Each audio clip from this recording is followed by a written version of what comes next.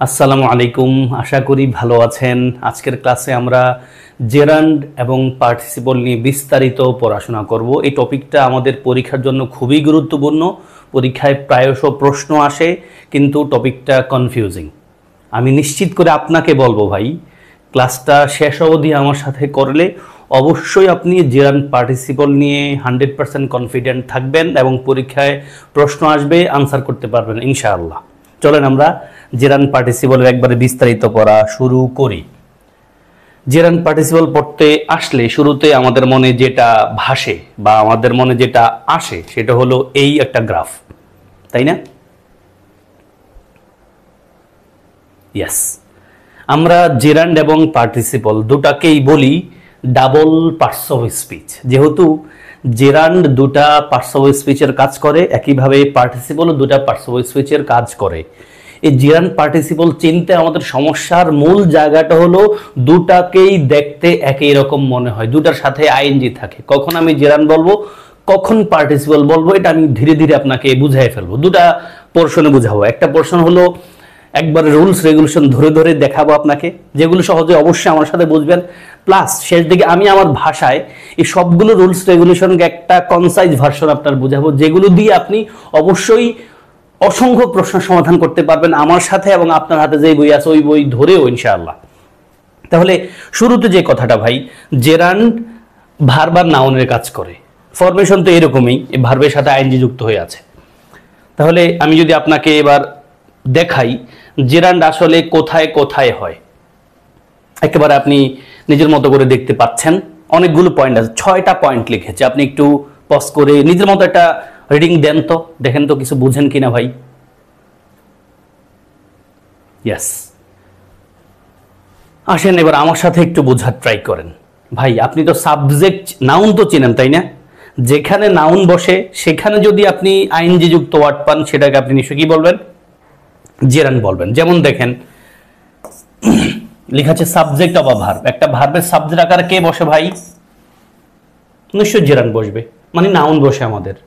তাহলে walking is good for health, এটা দিয়েও পরীক্ষা প্রশ্ন আসছে। তাহলে ওয়াকিংটাকে আপনি অবশ্যই কি বলছেন? জেরান্ড বলছেন। এবার অবজেক্ট অফ আ ভার্ব, ভার্বের অবজেক্ট আকারে যদি আপনি ভার্ব প্লাস আইএনজি পান, সেটাকে আবার কি বলবেন? জেরান্ড বলবেন। তাহলে ডু ইউ এনজয় টিচিং, তুমি কি টিচিং পছন্দ করো? আর আমরা অবজেক্ট কিভাবে যেন বের করি ভাই? আমরা পড়ে এসছি নিশ্চয়ই, ট্রানজিটিভ ভার্ব আর ইনট্রানজিটিভ ভার্ব। যেই ভার্বের অবজেক্ট থাকে তাকে আমরা ট্রানজিটিভ ভার্ব বলি, যার অবজেক্ট থাকে না তার আমরা ইনট্রানজিটিভ ভার্ব বলি। তার মানে অবজেক্ট বের করি আমরা মূলত কোন ভার্বকে কি বা কাকে দ্বারা প্রশ্ন করে, কি বা কাকে দ্বারা প্রশ্ন করে উত্তর পাইলে সেই শব্দটা আমরা অবজেক্ট বলি। অবজেক্টের প্লেসে যদি একটা ভার্ব প্লাস আইএনজি পান, নিশ্চয়ই আপনি তারা কি বলবেন ভাই? জেরান্ড বলবেন। মনোযোগ দিয়ে শুনেন, আমি একটা সামারি দিব যেটা খুব সহজে আপনি মাথায় নিতে পারবেন। অল্প কয়েকটা কথা বলে শেষ করব। 3 নম্বর যে পয়েন্টটা, অবজেক্ট অফ প্রেপোজিশন। আপনি জানেন এই কথাটা, আমার সাথে নিশ্চয়ই পড়েছেন নাউন বুঝতে এসে, যে প্রেপোজিশনের পরে একটা সিঙ্গেল শব্দ বসা থাকলে সে নিশ্চয়ই নাউন। একইভাবে প্রেপোজিশনের পরে যদি আপনি আইনজীবী একটা ওয়ার্ড পান, নিশ্চয়ই আপনি সেটা কি বলবেন ভাই? জেরান্ড বলবেন। তাহলে দেখেন he is fond of playing cricket, আপনি এখানে প্লেইংটাকে অবশ্যই জেরান্ড বলছেন। এতটুকুই বুঝেন। এখন কোনো প্যাচ নিয়েন না, আমি সব প্যাচ আপনাকে মানে সমাধান করে দেব ইনশাআল্লাহ। তারপর আসেন, একটা বুলেট পয়েন্ট আছে, in, out, inside, outside, about, around, x as adverb, present participle.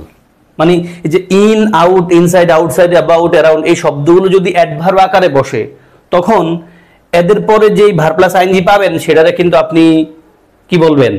অবশ্যই আপনি প্রেজেন্ট পার্টিসিপল বলবেন, জেরান্ড বলবেন না। আমি এখানে দেখাইছি যেন আপনি ভেজাল না পারেন, সামনে আবার দেখাবো। এখানে যা বলছি সব আবার রিপিট হবে আমার সাথে। দেখেন ভাই, হি ওয়েন্ট আউট লাফিং, বাক্যের অর্থ কি? এই বাক্যটা কিন্তু আমাদের পরীক্ষায় ট্রান্সলেশন আকারে আসে, কারেকশন আকারে আসে আলাদা করে। বাক্যটা বুঝেন এখন। হি ওয়েন্ট আউট লাফিং মানে সে হাসতে হাসতে বাহিরে চলে গেল। মানে কোন একটা ভার্বের যদি দ্ব্যর্থ পান, তখন ওই ভার্বের সাথে আইএনজি হয়, এটা আমরা প্রেজেন্ট পার্টিসিপল বলি। তাহলে হি ওয়েন্ট আউট লাফিং, সে বাহিরে চলে গেল হাসতে হাসতে। এখানে আউট শব্দটা কিন্তু ভাই অ্যাডভার্ব, ফলে এটাকে আমরা বলবো প্রেজেন্ট পার্টিসিপল। বিস্তারিত সামনে আবার পাবেন, প্যারা নিয়েন না। Then 4th point, complement of a verb. আমরা এটা দেখে এসেছি সে নাউনের সময়। একটা ভার্বের যদি কমপ্লিমেন্ট আকারে আইনযুক্ত ওয়ার্ড বসে, সেটাতে আমরা কি বলবো ভাই? জেরান্ড বলবো। দেখেন, my favourite activity is swimming, আমার ফেভারিট অ্যাক্টিভিটি কি? সুইমিং।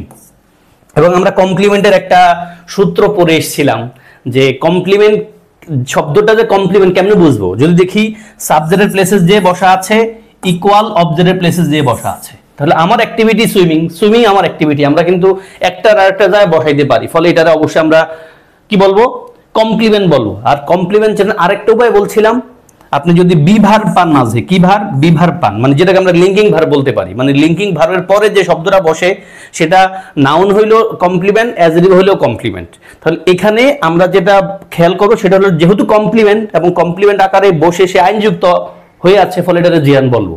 এরপর আসেন part of a compound noun. Compound noun তো চিনেন নাকি ভাই? কম্পাউন্ড নাউনের অনেক ভেরিয়েশন আছে, আমাদের যতটুকু জানা দরকার বেসিকলি সেটা হলো একাধিক নাউন যখন একসাথে যুক্ত হয়ে একটা অর্থ বোঝায় তারে আমরা কম্পাউন্ড নাউন বলি।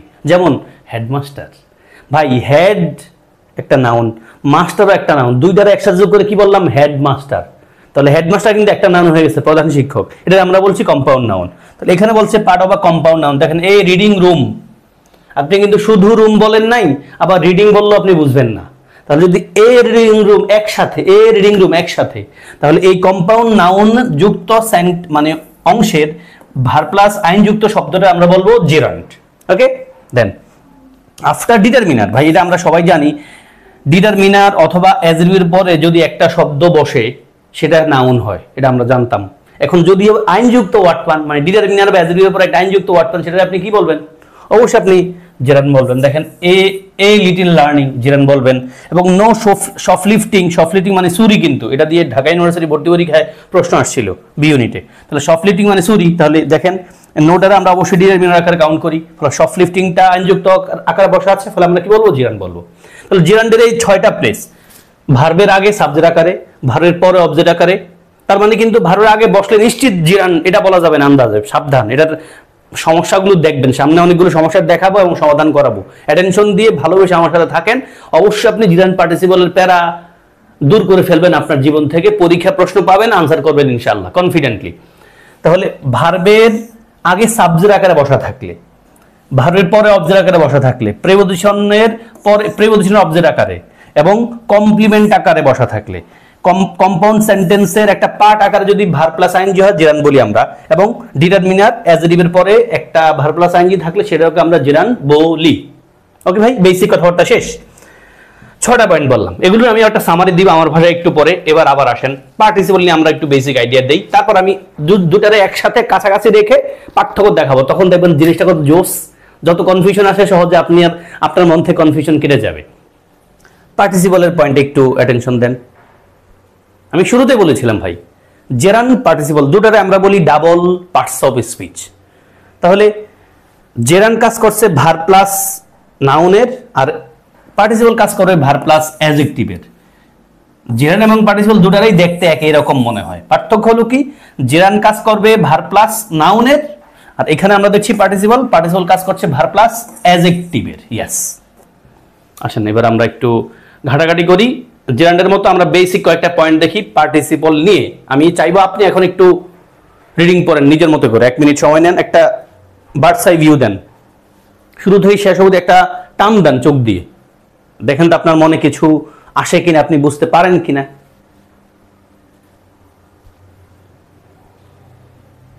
ইয়েস, এবার আমার সাথে ভাই বোনরা আসেন সবাই। প্রথম পয়েন্ট ভাই, তারা নিয়েন না, ওই যে এতক্ষণ ধরে জেরান বলতে যায় আপনি নাউন বুঝছেন, নাউনের প্লেসে বসলে আপনি জিরান বলছেন, এখন কিন্তু অনেকটা ওই প্যাটার্নে আসতেছে, পার্টিসিপলটা অ্যাডজেক্টিভের প্লেসে বসছে, মোস্টলি আপনি পাবেন। এটার পরে আমরা আসবো পাশাপাশি দুটারে বসায়া পার্থক্যটা দেখবো। আসেন পার্টিসিপলের প্রথম পয়েন্ট ভাই, article plus verb plus ING plus noun যদি হয়, মানে এই যে আর্টিকেলের পর আপনি একটা নাউন পাইছেন, মাঝে দিয়ে একটা ভার প্লাস আইএনজি পাইছেন, এটা আপনি কি বলবেন, পার্টিসিপল বলবেন। যেমন এটা আমরা বলি প্রেজেন্ট পার্টিসিপল, যেমন education is the most pressing need of time. দেখেন ভাই, আর্টিকেলের পর আপনি নাউন পাইছেন কিনা, আর্টিকেল পাইছেন আর মাঝে ভার প্লাস আইএনজি পাইছেন এবং নাউন আছে, নিডটা অবশ্যই নাউন, তাহলে এখানে প্রেসিংটা আপনি কি বলবেন, পার্টিসিপল বলবেন। কেমন পার্টিসিপল, প্রেজেন্ট পার্টিসিপল। পার্টিসিপলের ক্লাসিফিকেশন আছে, সেটা আমি আপনাদেরকে ছোট্ট করে দেখাই দিব ইনশাআল্লাহ। এবং একটা জটিল বিষয় আছে যেখান থেকে পরীক্ষার প্রশ্ন আসলে স্টুডেন্টরা বুঝতে চায় না, চট্টগ্রাম বিশ্ববিদ্যালয়ে ভর্তি পরীক্ষা রেগুলার প্রশ্ন আসে ওই পয়েন্টটা ধরে, এবং জোস একটা জিনিস শিখতে পারলে ভাল লাগবে সেটা একটু পরে বলবো। তাহলে আসেন, আর্টিকেল আর নাউনের মাঝে একটা শব্দ বসলে আমরা এতদিন পড়ে আসছি অ্যাডজেক্টিভ, তাহলে এখন দেখবো ভার্ব প্লাস আইএনজি হলে সেটা বলবো ভাই participle. Second point, intransitive verb. একটু আগে আমরা দেখে আসছিলাম না, ওই যে অবজেক্টের প্লেসে যদি ভার্ব প্লাস আইএনজি হয় জেরান্ড। এখন দেখবো ইনট্রানজিটিভ ভার্ব মানে কি, অবজেক্ট আছে মানেই ভাই ভার্বটা ট্রানজিটিভ। আর ইনট্রানজিটিভ ভার্ব মানে কি, যে ভার্বের অবজেক্ট নাই, তার মানে যে ভার্বের পর অবজেক্ট নাই আমরা ওই ভার্বটাকে ওই, আমি একটু পরে দেখাচ্ছি আপনাকে, দেখেন এই যে এটার আমরা বলছি কি ভাই ইনট্রানজিটিভ ভার্ব। তাহলে ইনট্রানজিটিভ ভার্বের পরে যদি ভার্ব প্লাস আইএনজি পান সেটারে বলবো আমরা পার্টিসিপল। এটা আমি আপনাদেরকে একটু আগেও দেখিয়ে এসেছিলাম। তাহলে আসেন, ইনট্রানজিটিভ ভার্বের পরে আমরা প্রেজেন্ট পার্টিসিপল পাই। ইনট্রানজিটিভ ভার্ব কেমন ভার্ব, যে ভার্বের কি নাই ভাই, অবজেক্ট নাই। ওয়ান ভার্বের পরে কিন্তু অবজেক্ট নাই, আউট আছে, আউটটা কিন্তু ভাই অ্যাডভার্ব। সেকেন্ড পয়েন্ট ডান। থার্ড পয়েন্ট আসেন, যেই পসিভ প্রনাউন বলে কোনো পসেসিভ, মানে যেই শব্দগুলোর কোনো পসিভ প্রনাউন নাই, a no passive pronoun, this that all, এগুলো ডাইরেক্ট মুখস্থের মতো রাখেন ভাই। দিস দ্যাট অল, এদের পরে দিস দ্যাট অল, এদের পরে আপনি ভার্ব প্লাস আইএনজি পাইছেন, সেটা প্রেজেন্ট পার্টিসিপল বলবেন। পরীক্ষা খুব কম আসে প্রশ্ন। তারপর আপনি খেয়াল রাখবেন, দেখেন please motivate me by all concentrating the class. কি বলছি ভাই, সবাই ক্লাসে মনোযোগী হয়ে আমার একটু মোটিভেট করেন প্লিজ, তাই না? তাহলে আমার স্টুডেন্ট যখন আমার ক্লাসে মোটিভেটেড থাকবে, এনগেজ থাকবে, তখন আমি মনে করবো যে না আমার ক্লাস কাজে দিচ্ছে, আমার কাছে ভালো লাগবে, আমি মোটিভেটেড ফিল করবো। এটাই বলছি এখানে, please motivate me by all concentrating the class. তাহলে এখানে অল শব্দটার পরে কি আসছে, একটা ভার্ব প্লাস আইএনজি আসছে, ফলে এটা আমরা বলবো পার্টিসিপল, প্রেজেন্ট পার্টিসিপল। তারপর আসেন 4 নম্বর পয়েন্টটা, adverb modifies verb plus ING. Honestly speaking, এই দেখেন আমরা এটা ইংলিশে কথা বলতে গিয়ে ব্যবহার করি, অনেস্টলি স্পিকিং, ফ্র্যাঙ্কলি স্পিকিং। তার মানে কোন একটা অ্যাডভার্বের পরে যদি একটা ভার্ব প্লাস আইএনজি পান, সেটার আপনি কি বলবেন, প্রেজেন্ট পার্টিসিপল বলবেন। এবং ফিফথ পয়েন্ট, এটা দিয়ে পরীক্ষায় প্রশ্ন আসছে, বিশেষ পরীক্ষা আসছে, মেডিকেল ভর্তি পরীক্ষায় প্রশ্ন আসছে, ভর্তি পরীক্ষায় বিশেষ করে আমাদের রাজশাহীতেও প্রশ্ন আসছে এই পয়েন্টটা ধরে। First act between two in a simple sentence. বুঝেন নাই, মানে একটা সিম্পল সেন্টেন্সে যদি দুটা কাজ থাকে, তাহলে প্রথম কাজটাকে আমরা প্রেজেন্ট পার্টিসিপল বলি। সেটা কেমনে আমি আলাদা করে বুঝাবো। এখানে বাক্য দেখেন, hearing the noise the boy woke up, এটা মেডিকেলে এসেছিল, hearing the voice the boy woke up. তাহলে এই পুরো বাক্যটাকে দেখতে আপনার কাছে কি মনে হয়, সিম্পল নাকি কমপ্লেক্স? আমি প্যারা নিব না, সিম্পল কমপ্লেক্স দিয়ে আলাদা করে একটা ক্লাস থাকবে ডেডিকেটেড ভাই। আমি মূল কথা বলি, এই বাক্যটাকে অনেক বড় দেখা গেলেও বাক্যটা অবশ্যই সিম্পল সেন্টেন্স, কারণ এখানে ফাইনাইট ভার্ব কিন্তু একটা। এই যে ওয়াক ভার্বটাই কেবল ফাইনাইট ভার্ব, এই হিয়ারিং ভার্বটা অবশ্যই ফাইনাইট ভার্ব না, কারণ হিয়ারিং ভার্বের সাথে আইএনজি হয়েছে কেন, আগে একটা বি ভার্ব থাকা উচিত নাই, ফলে আমরা এখানে বলবো পুরো বাক্যটা সিম্পল সেন্টেন্স। এখন এই সিম্পল সেন্টেন্সে ফাইনাইট ভার্ব আছে দুইটা, একটা হলো ওয়াক আর একটা হলো হিয়ারিং, আর হিয়ারিংটা হলো নন ফাইনাইট ভার্ব। তো বাক্যের অর্থ কি দাঁড়ায়, হিয়ারিং দ্য নয়েজ, নয়েজ শুনিয়া ছেলেটা জেগে উঠছে। তাহলে ছেলেটার কাজ হচ্ছে দুইটা, নয়েজ শুনছে আর জেগে উঠছে, কোন কাজটা আগের, শুনিয়া। তাহলে এই দুটা সিম্পল সেন্টেন্সের দুটা ভার্বের প্রথম ভার্বটাকে আমরা বলছি কি ভাই, প্রথম ভার্বটা যদি আইনযুক্ত অবস্থায় থাকে তখন এটাকে আমরা বলছি প্রেজেন্ট পার্টিসিপল। এই হলো 5টা পয়েন্ট। আশা করি এই বেসিকগুলো বুঝছেন, বেসিকগুলোতে খুব বেশি প্যারা ছিল না আসলে। এখন আমি আপনাকে দুটার পাশাপাশি বসায়া দেখাবো, যেটা আপনাকে প্রেজেন্ট মানে জেরান্ড আর পার্টিসিপল বুঝতে সহায়তা করবে খুব করে ইনশাআল্লাহ। তার আগে আমি আপনাকে এই পয়েন্টটা দেখাই। ইয়েস, আসেন চলে আসছি আমার একবার কোর কথায়। আমি দুটা করে বাক্য লিখেছি, আপনি একাধারে কয়েকটা বাক্য দেখবেন আমার সাথে। একই লাইনে আমি দুটা বাক্য রেখেছি এবং দুটা বাক্যে আপনি দুটা আইনযুক্ত ওয়ার্ড পাবেন। দেখেন প্রথম বাক্যে হি স্টার্টেড রিডিং, আপনি বুঝতে পারছেন রিডিংটা আপনি কি বলবেন ভাই, জিরান্ড বলবেন। কেন, একটু বোঝাচ্ছে না, অবজেক্ট আছে, কি বা কাকে দিয়ে প্রশ্ন করে উত্তর পাইলে অবজেক্ট হয়, অবজেক্টের প্লেসে যদি ভার্ব প্লাস আইএনজি হয় জিরান্ড হয়। তাহলে আমার একবার কোর কথা সামারি করছি কিন্তু একসাথে, এখন আরেকবার মুখে বলবো, অসুবিধা নাই। আমরা যদি কি দিয়ে প্রশ্নকে, বাক্যের ভার্বকে কি দিয়ে প্রশ্ন করে যদি উত্তরটা পাই, তবে আমরা ভার্ব প্লাস আইএনজি অবস্থা আছে না, আমরা বলবো কি ভাই, জিরান্ড। তাহলে হি স্টার্টেড রিডিং, সে শুরু করেছিল, কি শুরু করেছিল, পড়াশোনা। কারণ দ্য বুক ইজ অ্যামেজিং, বইটা কেমন, আমরা কেমন দিয়ে প্রশ্ন করে উত্তর পাইলে বলবো পার্টিসিপল। 1 নম্বর কথা আমার এটা। তাহলে কি দিয়ে প্রশ্ন করে যদি আমরা আইনযুক্ত ওয়ার্ড পাই আমরা বলবো ভাই জেরান্ড, কেমন দিয়ে প্রশ্ন করে আইনযুক্ত ওয়ার্ড যদি পাই তাহলে আমরা কি বলবো ভাই, পার্টিসিপল। এবার এই কথাটারই একটা কি বলা যেতে পারে, ব্যাখ্যা বলতে পারেন। এটা আমরা আগেও দেখে এসেছি। হি স্টার্টেড টিচিং, সে শুরু করেছিল, সে কি শুরু করেছিল? টিচিং। তার মানে ট্রানজিটিভ ভার্বের পরে যখন আইনযুক্ত ওয়ার্ড হয় তখন আমরা সেটাকে বলি কি? জেরান্ড। আর ইনট্রানজিটিভ ভার্বের পরে যদি আইনযুক্ত ওয়ার্ড হয় তখন আমরা বলি পার্টিসিপল। এটা আমরা আগেও দেখে এসেছি। তাহলে ট্রানজিটিভ ভার্ব এমন ভার্ব যে ভার্বের অবজেক্ট থাকে, ইনট্রানজিটিভ ভার্বের পর অবজেক্ট থাকে না। তাহলে ট্রানজিটিভ ভার্বের পর যদি আইনযুক্ত ওয়ার্ড পান আপনি বলবেন জেরান্ড, আর ইনট্রানজিটিভ ভার্বের পরে আইনযুক্ত ওয়ার্ড পেলে আপনি বলবেন পার্টিসিপল।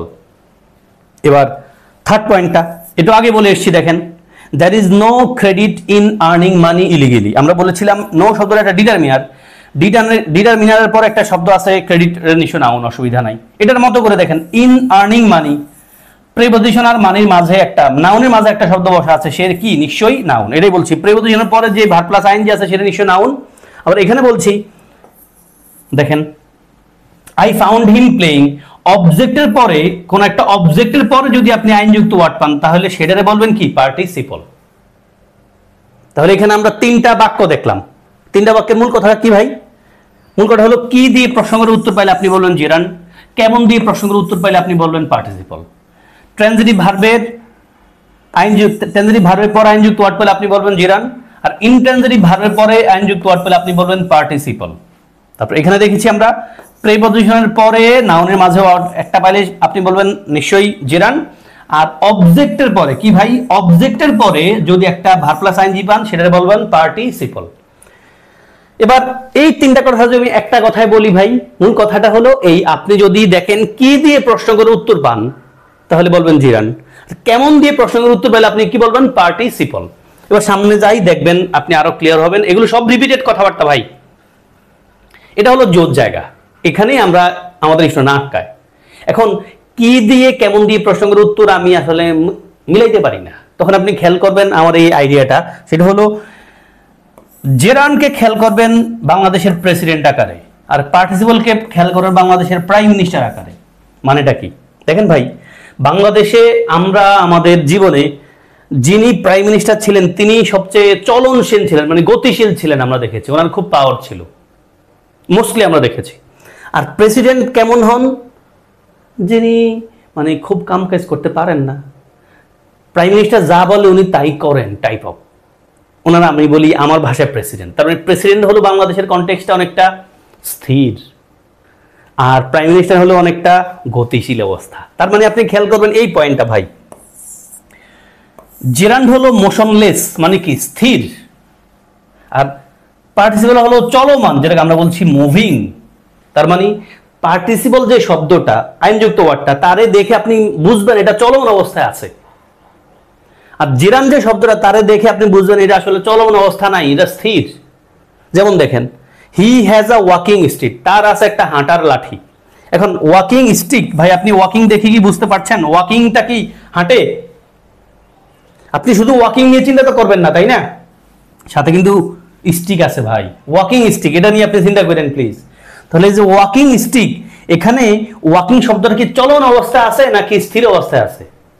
অবশ্যই স্থির অবস্থায় আছে, ফলে এটা বলবেন জেরান্ড। বুঝতে সমস্যা হলে সমাধান আছে, ওষুধ আছে।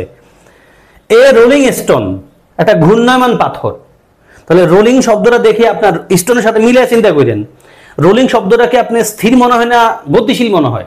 অবশ্যই গতিশীল, ঘূর্ণায়মান মানে গতিশীল, ফলে পার্টিসিপল। তার মানে স্থির বুঝালে আপনি বলবেন জেরান্ড, আর অস্থির মানে চলমান বুঝালে আপনি বলবেন পার্টিসিপল। এখন মনে হবে স্যার আসলে আমি স্থির আর চলমান বুঝতে পারতেছি না, বা পরীক্ষা হলে আমার যদি চাপে পড়ে যায় তখন করবো কি? তখন এটা সমাধান হলো এটা। আচ্ছা, আমার বাক্যটা দেখেন, আপনি যদি দেখেন ভার্ব প্লাস আইএনজি সাথে একটা নাউন আছে। এখন এই ভার্ব প্লাস আইএনজিটারে আপনি কি জেরান্ড বলবেন না পার্টিসিপল বলবেন? আপনি বুঝতে পারছেন না স্থির না গতিশীল। স্থির হলে অবশ্যই জেরান্ড, গতিশীল হলে পার্টিসিপল। এখন স্থির না গতিশীল বুঝতে পারতেছেন না, তখন আপনি যেটা করবেন এই ভার্ব প্লাস আইএনজি সাথে নাউনটা, এই দুইটার লোকেশন পাল্টাবেন। এই পুলটারে আগে আনেন আর সুইমিংটারে পরে নেন। নিয়ে আপনি যেটা করবেন আমি সেটা আপনাকে দেখাই। ধরেন এখানে লেখা আছে সুইমিং পুল, সুইমিং পুল। আপনি পুলটারে আগে আনেন ভাই, পুলটারে আগে আনেন, পরে সুইমিং রে নেন, পরে সুইমিং শব্দটার একটু নেন, নিয়া মাঝে ইজ অথবা ফর দুটা শব্দ একটা শব্দ বসান, ফর অথবা ইজ বসান, ফর অথবা ইজ বসান। তাহলে দেখেন পুল ইজ সুইমিং মিলে ভাই। পুল কি সাঁতার কাটে? না। পুলে সাঁতার কাটা হয়, পুল ও সাঁতার কাটার জন্য, তাহলে পুল ফর সুইমিং। ইয়েস, তার মানে আমরা যদি লোকেশন পাল্টিয়ে ফর দিয়ে অর্থ করতে পারি, তখন আমরা সেই ভার্ব প্লাস আইএন যুক্ত শব্দটার বলবো জেরান্ড। আর যদি লোকেশন পাল্টিয়ে আমরা ইজ দিয়ে অর্থ মিলাইতে পারি, তবে আমরা বলবো পার্টিসিপল। যেমন আপনি সুইমিং বয়, আপনি বুঝতে পারছেন না, আমি সুইমিং দেখে বুঝতে পারছি গতিশীল। বুঝতে সমস্যা হলে আপনি কি করবেন, আগে বয়টারে নাউনটারে আনবেন, তারপর আপনি পরে সুইমিং শব্দটা মানে ভার্ব প্লাস আইএনজিটারে লিখবেন, মাঝে আপনি কি লিখবেন, ফর অথবা ইজ লিখবেন। এখন আপনি চিন্তা করেন ভাই, বয় ফর সুইমিং, সাঁতার কাটার জন্য কি বয় লাগে? মেয়েরা সাঁতার কাটতে পারে না? পারে তো। বয় ইজ সুইমিং, বাক্যের অর্থ দাঁড়ায় বয় ইজ সুইমিং। তাহলে আমরা লোকেশন চেঞ্জ করে ইজ দিয়ে যখন কথাটা মিলাই, তখন দেখি পুরো মিলে যায়, বাক্যের অর্থ আসে, ফলে আমরা বলবো তখন পার্টিসিপল। এটাই হলো আসলে মূল কথা আমার। তাহলে আমি যদি আপনাকে জেরান্ড পার্টিসিপলের সামারি করি আমার ভাষায়, সেটা হলো ভাই শুনেন মনোযোগ দিয়ে, জেরান্ড পার্টিসিপল এই দুটাকে আমরা বলি ডাবল পার্টস অফ স্পিচ। যেহেতু জেরান্ড ভার্ব নাউনের কাজ করে, পার্টিসিপল ভার্ব অ্যাডজেক্টিভের কাজ করে। আপনি জেরান্ড কেমনে চিনবেন? আপনি মোটা দাগে একটা আইডিয়া রাখেন, নাউনের প্লেসে যেই ভার্ব প্লাস আইএনজি শব্দ বসা থাকে, মানে নাউন যেখানে যেখানে বসে, ওই সেম জায়গাগুলোতে যদি ভার্ব প্লাস আইএনজি পাই, আপনি জেরান্ড বলবেন। অ্যাডজেক্টিভ মানে পার্টিসিপল ক্ষেত্রে সেম টাইপ, আপনি অ্যাডজেক্টিভ চিনেন যে জায়গায়, ওই একই জায়গায় যদি আপনি ভার্ব প্লাস আইএনজি পান, আপনি পার্টিসিপল বলতে পারবেন। তো আমাদের আরো কয়েকটা পয়েন্ট আমরা বলেছি, জেরান্ড দিয়ে কয়েকটা পয়েন্ট বলেছি, পার্টিসিপল দিয়ে কয়েকটা পয়েন্ট বলেছি, ওগুলো আপনি নিশ্চয়ই একটু খেয়াল রাখবেন। এবার আমি একবারে ক্লোজ করি, জেরান্ড পার্টিসিপল পাশাপাশি রেখে আমি দুটা কথা বলি। এক, আপনি যদি কি দিয়ে প্রশ্ন করে উত্তর পান ভার্ব প্লাস আইএনজি আকারে, আপনি বলবেন অবশ্যই জেরান্ড। তাহলে কি দিয়ে উত্তর পাইলে আপনি বলবেন জেরান্ড, কেমন দিয়ে উত্তর পাইলে আপনি বলবেন পার্টিসিপল। এক নম্বর কথা, এক নম্বর কি ভাই, কি দিয়ে উত্তর পাইছেন জেরান্ড, কেমন দিয়ে উত্তর পাইছেন পার্টিসিপল। এবার পয়েন্ট 2 তে আমি বলবো, আপনি যদি বুঝেন গতিশীল অবস্থায় আছে, তাহলে উল্টা বলছি কেন, আপনি যদি বুঝেন স্থির অবস্থায় আছে, আপনি বলবেন জেরান্ড। আর যদি দেখেন মুভিং চলমান অবস্থায় আছে, আপনি বলবেন পার্টিসিপল। এখন আপনি স্থির বা গতিশীল বুঝতে পারেন না, তখন কেমনে কি করবেন? আমি কিন্তু সেকেন্ড পয়েন্ট আছে, প্রথম পয়েন্ট কি বলছিলাম যেন ভাই, কি দিয়ে প্রশ্ন করে উত্তর পাইলে আপনি জেরান্ড বলবেন, কেমন দিয়ে প্রশ্ন করে উত্তর পাইলে আপনি পার্টিসিপল বলবেন। 2 নম্বর পয়েন্ট হলো, আপনি যদি স্থির বুঝতে পারেন তবে বলবেন জেরান্ড, আর চলমান বুঝতে পারলে আপনি বলবেন পার্টিসিপল। এখন স্থির আর চলমান বুঝতে সমস্যা, তখন আপনি যেটা করবেন, ওই যে তখন নিশ্চয়ই স্থির আর চলমান এটা বুঝবেন কখন, যখন দেখবেন ভার্ব প্লাস আইএনজি সাথে একটা নাউন আছে। স্থির বুঝতে পারলে জেরান্ড, চলমান বুঝতে পারলে পার্টিসিপল। যদি স্থির আর অস্থির বা চলমান বুঝতে সমস্যা হয়, তখন কি করবেন, লোকেশন পাল্টিয়ে মাঝে ইজ অথবা ফর বসাবেন। যদি দেখেন ফর দিয়ে অর্থ মিলে যায়, যেমন পুল ফর সুইমিং, আপনি বলবেন জেরান্ড। আর যদি ইজ দিয়ে অর্থ মিলে যায়, আপনি বলবেন participle, boy is swimming. Last বার বলি, জেরান্ড আর পার্টিসিপল চেনার একবার সহজ উপায়, আপনি যেটা খেলতে পারবেন মোস্টলি পরীক্ষার হলে, সেটা হলো কি দিয়ে প্রশ্ন করে উত্তর পাইছেন আইনযুক্ত ওয়ার্ড জেরান্ড, কেমন দিয়ে আইনযুক্ত ওয়ার্ড পাইছেন পার্টিসিপল। এবং এটা খেলবে এক শব্দের ক্ষেত্রে। আর 2 শব্দের ক্ষেত্রে কি হবে, মানে ভার্ব প্লাস আইএনজির সাথে একটা জেরান্ড নাউন, এই ক্ষেত্রে আপনার খেলবে হলো স্থির আর চলমান। স্থির বুঝতে পারলে আপনি জেরান্ড বলবেন, আর চলন বুঝতে পারলে আপনি বলবেন পার্টিসিপল। তবে পরীক্ষা হলে বা ভাষায়ও মাঝে মাঝে স্থির আর চলন বুঝতে সমস্যা হলে কি করবেন যেন, এই ভার্ব প্লাস আইএনজির সাথে একটা নাউন, আপনি আগে নাউনটা তারপর ভার্ব প্লাস আইএনজিটা নেবেন, মাঝে ইজ বসাবেন বা ফর বসাবেন। ফর দিয়ে অর্থ মিললে অবশ্যই জেরান্ড, আর ইজ দিয়ে অর্থ মিললে অবশ্যই পার্টিসিপল। আমি চলে যাব না, আপনাদেরকে প্র্যাকটিস দেখাবো ভাই, আমার কথা ধরে আপনি বই ধরে প্র্যাকটিস করেন, দেখবেন সব মিলে গেছে ইনশাআল্লাহ। আসেন এবার আমরা জেরান্ড পার্টিসিপল, আমি প্রত্যাশা করি আপনাকে নিশ্চিত করে বুঝাতে পারছি। আপনি আমার সাথে আরো প্র্যাকটিস করবেন, নিজে ধরে প্র্যাকটিস করবেন, দেখবেন আপনার কনফিউশন ক্লিয়ার হয়ে গেছে নিশ্চিত ইনশাআল্লাহ। এবার আমরা ছোট্ট একটা বিষয় দেখব, বলেছিলাম পার্টিসিপল 3 প্রকার ভাই, প্রেজেন্ট, পাস্ট আর পারফেক্ট পার্টিসিপল। তাহলে আসেন প্রেজেন্ট পার্টিসিপল কোনটা, যেটা এখন ধরে দেখে আসছি, জেরান্ড আর পার্টিসিপলের যে গ্যাঞ্জামটা, পার্টিসিপল বলতে আমরা প্রেজেন্ট পার্টিসিপলকে রেফার করি, যেহেতু প্রেজেন্ট পার্টিসিপলের সাথে আইএনজি থাকে, আবার জেরান্ডের সাথে আইএনজি থাকে। তাহলে প্রেজেন্ট পার্টিসিপল কোনটা, এই যে আইনযুক্ত যেই শব্দটা, এটা আমরা বলি প্রেজেন্ট পার্টিসিপল। তাহলে প্রেজেন্ট পার্টিসিপলের সাথে আইএনজি থাকে। আর পাস্ট পার্টিসিপলের সাথে কি থাকে, ইডি থাকে অথবা ইএন থাকে। ওকে, আর পারফেক্ট পার্টিসিপলের স্ট্রাকচারটা আপনি নিশ্চয়ই পারেন, সেটা হলো হ্যাভিং V3। তাহলে পারফেক্ট পার্টিসিপল হলো হ্যাভিং প্লাস V3 থাকে, এটা পারফেক্ট পার্টিসিপল। আর প্রেজেন্ট পার্টিসিপল হলো আইনযুক্ত ওয়ার্ডটা থাকে, আর পাস্ট পার্টিসিপল ফর্ম তো বললাম আইনযুক্ত ওয়ার্ডও না, অথবা হ্যাভিং V3ও না, তাহলে কি হয়, ইডি ইএন এরকম। ওকে ভাই, এই হলো 3 প্রকার পার্টিসিপলের কথাবার্তা।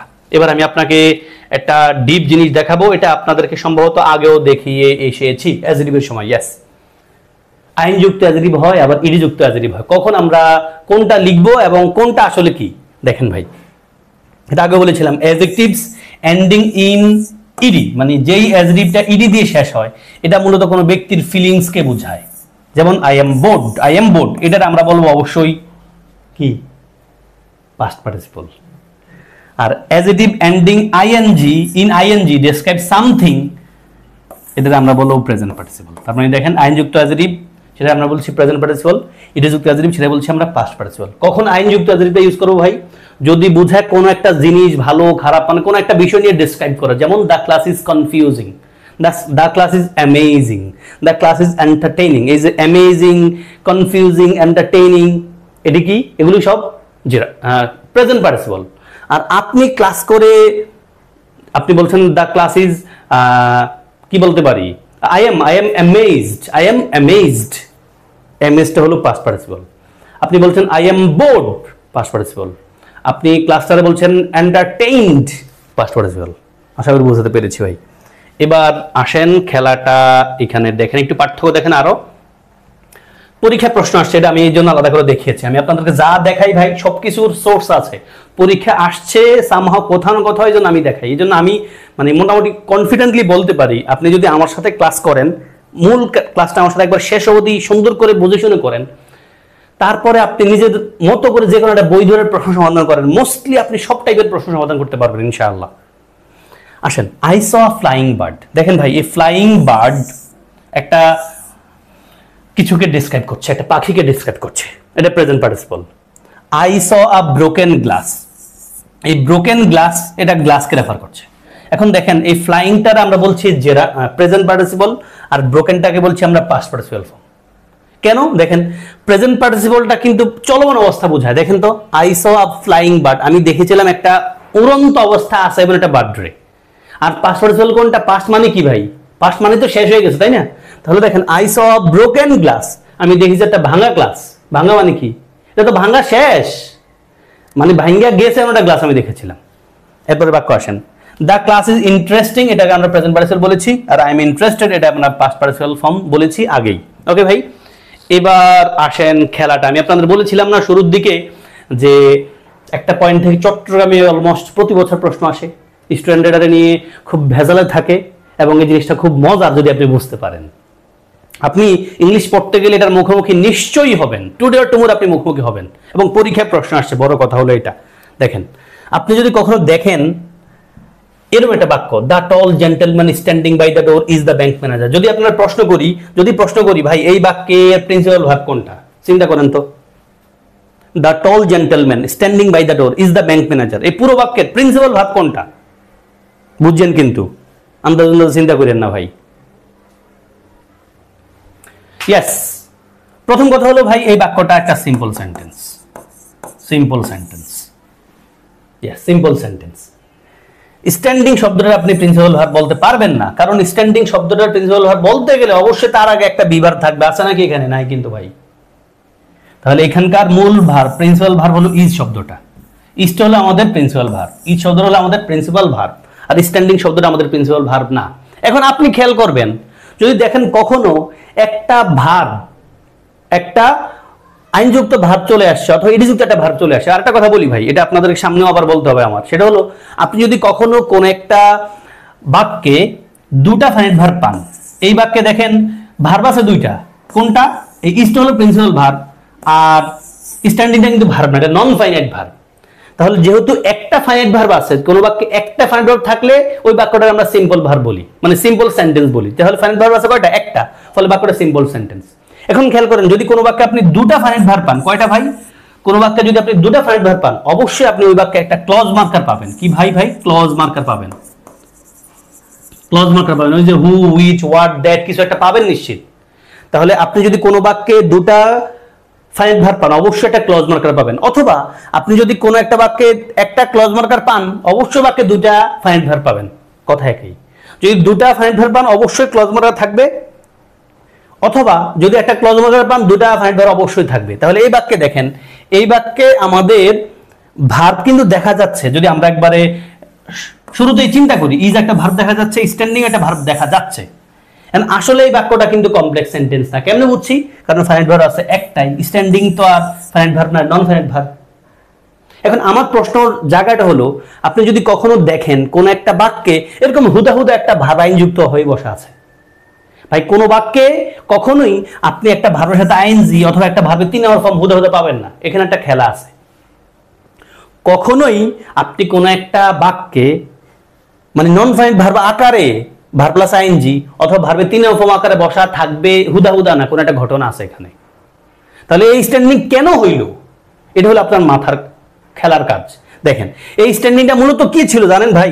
এই স্ট্যান্ডিংটা মূলত, এই বাক্যটা মূলত এমন ছিল, দেখেন, the tall gentleman who is standing by the door is the bank manager. তাহলে এই যে স্ট্যান্ডিং মানে কি? দাঁড়ানো অবস্থায় আছে, কেউ দাঁড়ানো অবস্থায় আছে। তাহলে এই দ্য টল জেন্টলম্যান স্ট্যান্ডিং যে আইনযুক্ত অবস্থা আছে না, এটা কেন হইছে? হওয়ার কারণটা হলো বাক্যটা মূলত ছিল the tall gentleman who is standing, যিনি দাঁড়িয়ে আছেন, বাই দ্য ডোর মানে beside the door is the bank manager, তিনি ব্যাংক ম্যানেজার। তাহলে এই যে আমরা রেডিউস ক্লজ নামে একটা জিনিস শুনেছিলেন বা শুনবেন, আমিও একটু বলবো সামনে। রেডিউস ক্লজ নামে একটা বিষয় আছে ভাই। রেডিউস ক্লজ মানে কি? ক্লজরে কাইটে ফেলে, রেডিউস করে ফেলে। এবার আমরা রেডিউস ক্লজ কেমনে করি? রেডিউস ক্লজ করতে গেলে আমাদের কাজ হলো এই ক্লজ মার্কার এবং অক্সিলিয়ারি দুইটারে ফেলে দিতে হয়। ক্লজ মার্কার এবং অক্সিলিয়ারি দুইটারে ফেলে দিতে হয়। অ্যাক্টিভ সেন্টেন্সে দেখবেন ভার্ব প্লাস আইন যুক্ত অবস্থা বসা আছে, মানে আপনি রেডিউস ক্লজ কেমনে চিনবেন? এই যে এটা রেডিউস ক্লজ।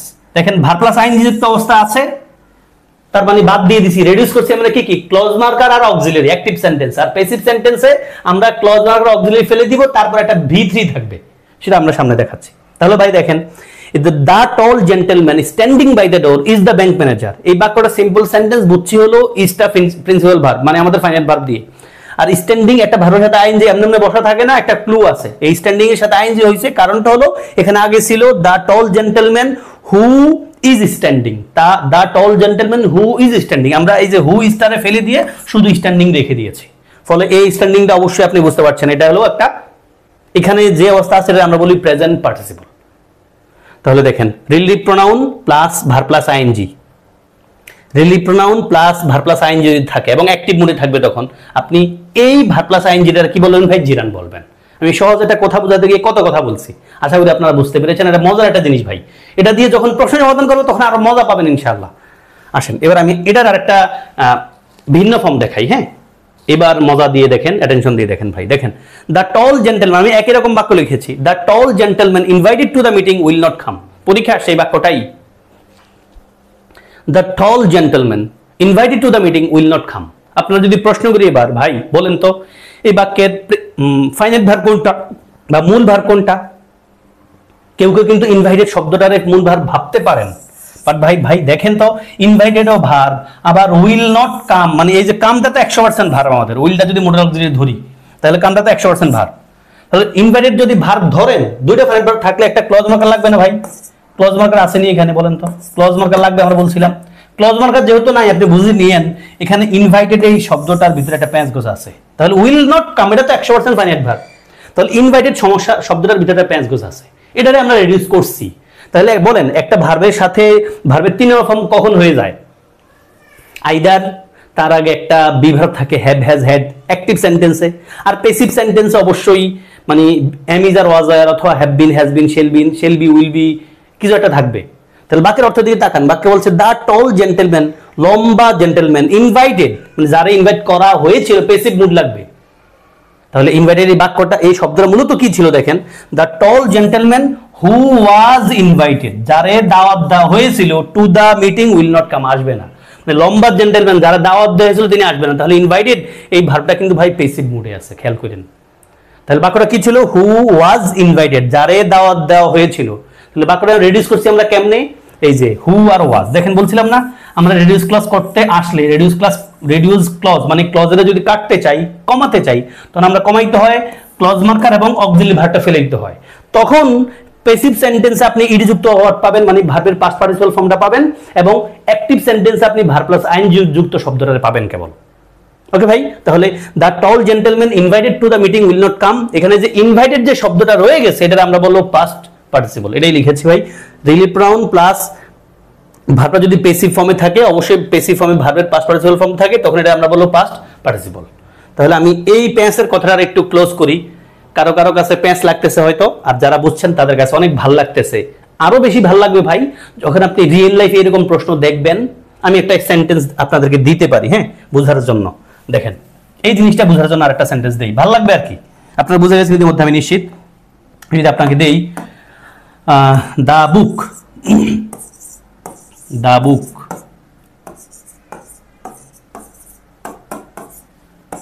সহজ একটা বাক্য দেই আর কি আপনাদের বুঝার স্বার্থে, বা যা বুঝছেন এটা আরো মজা নেওয়ার স্বার্থে। সামনে অবশ্যই বাক্য যেহেতু পাবেন। দা বুক ড্যাশ ইজ এক্সেলেন্ট। আপনাকে যদি প্রশ্ন করি ভাই বলেন তো এই বাক্যে ফাইনাইট ভার্ব কোনটা? একটু কেমন জানি লাগতেছে, তাই না ভাই? একটু কেমন লাগুক। পরীক্ষার আগে আপনার মনে যত কনফিউশন তৈরি হওয়ার হোক, পরীক্ষার হলে যেন সেটা না হয়, রিয়েল টাইমে যেন আপনার না হয়। দেখেন, এই বাক্যে অবশ্যই ফাইনাইট ভার্ব হলো ইজটা। এই রিড যেটা, এটা কিন্তু ফাইনাইট ভার্ব না ভাই, এটা এখানে নন ফাইনাইট ভার্ব আকারে বসা আছে। বললেন স্যার কেন, কি ঘটনা কি ছিল? ভাই ঘটনা কি ছিল আপনি বুঝে গেছেন ইতিমধ্যে।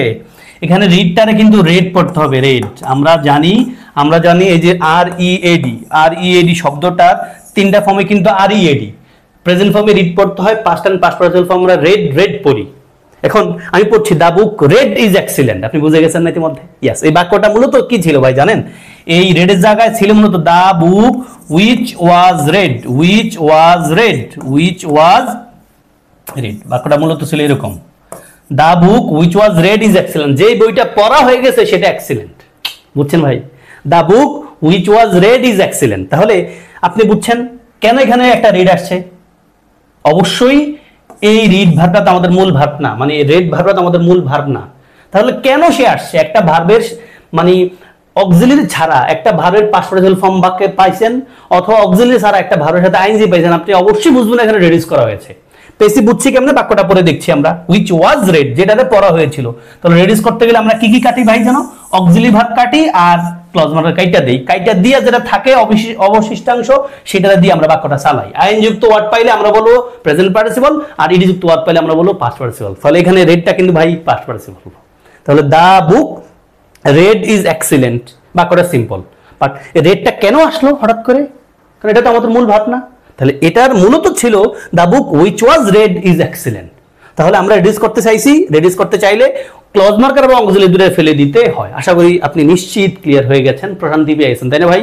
আশা করি জিরান পার্টিসিপল নিয়ে আপনি এখন বস হয়ে গেছেন। আপনার এখন কাজ হবে যে কোনো একটা বই ধরে প্রশ্ন সমাধান করতে থাকা। আমি নিশ্চিত ইনশাআল্লাহ যারা আমার কথা ফুল বুঝতে পেরেছেন এবং অবশ্যই বুঝতে পেরেছেন, আপনি এখন সহজেই প্রশ্ন সমাধান করতে পারবেন। ভালো থাকবেন, আমাকে দোয়া রাখবেন। আসসালামু আলাইকুম।